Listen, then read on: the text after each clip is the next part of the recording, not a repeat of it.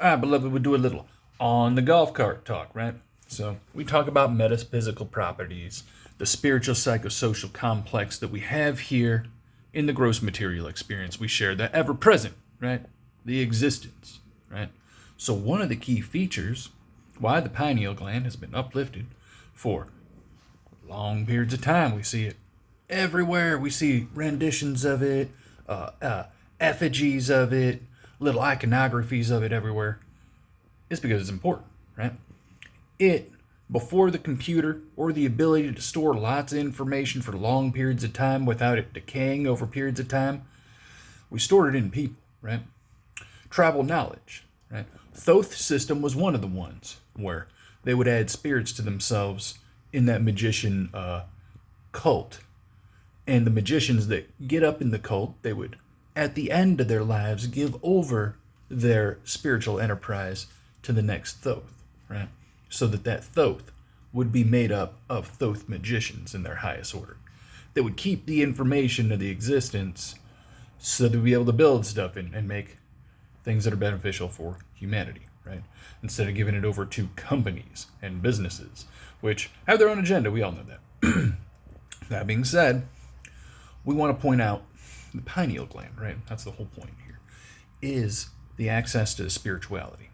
One of the things it's famous for is allowing spirits to plug into your actuality. Your current experience can be enhanced by spiritual enterprise, hooking onto it, right?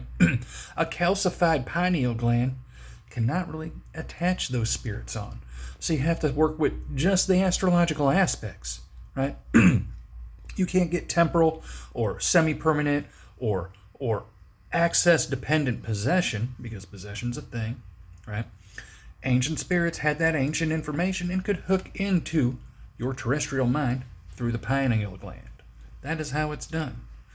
The third eye, yes, it's there, but the actual access to spiritual enterprise is that gland, right? Through that gland's processes, basically, ghosts put their little tail in it, right? And pretty much any spirit of the world can plug into it, right? You can get any spirit plugged into it. Hierarchy of spirits, based on your own astrological order, is how it's really organized, right? So if you're a high order spirit, only high order spirits can come in. And it has to do with your mental awareness. So the mental awareness is like taking the pineal gland and decalcifying it, right? That aware of that thing as a thing is that spirit container opening and allowing spiritual enterprise to interact with it, right? And based on your information sets and your ability to capacitate the understanding, your own individuality as a spirit, right?